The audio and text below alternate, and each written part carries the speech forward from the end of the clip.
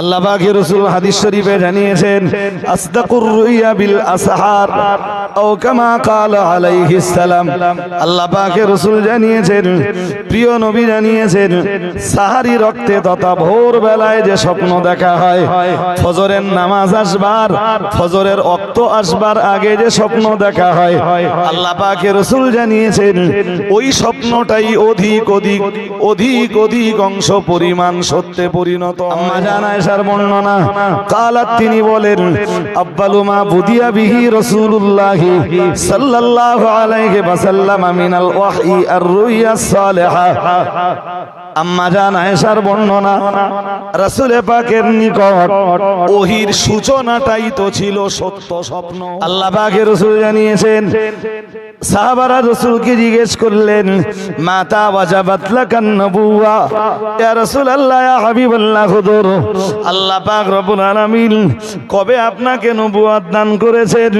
প্রিয় নবী মুহাম্মদুর রাসূলুল্লাহ সাল্লাল্লাহু আলাইহি ওয়াসাল্লাম, আল্লাহ পাকের নবী বললেন কালা আলাইহিস সালাম ওয়া আদামু বাইনার রূহি ওয়াল জাসাদ ও কামা ক্বালা আলাইহিস সালাম।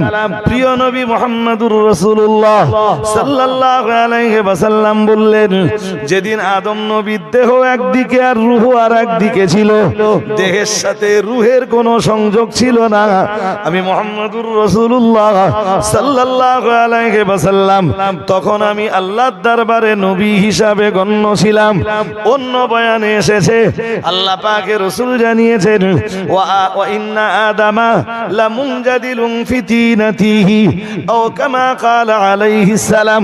আল্লাহ পাকের রাসূল জানিয়েছেন, ও সাহাবীরা ও উম্মতরা মনে রাখো, আল্লাহ আমার তখন নবুয়ত দান করেছেন ওয়া ইন্না আদামা লামুনজাদিলুন ফি তিনাতিহি।